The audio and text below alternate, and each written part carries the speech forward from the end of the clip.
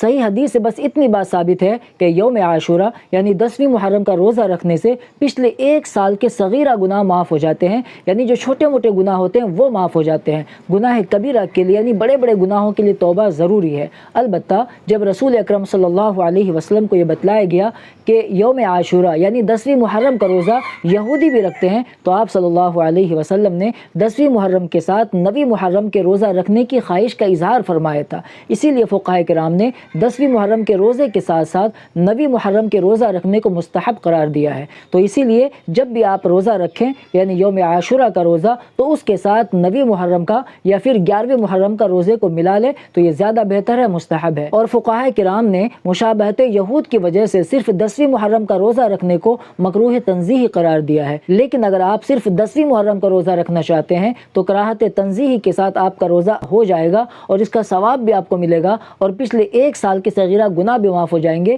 انشاءاللہ۔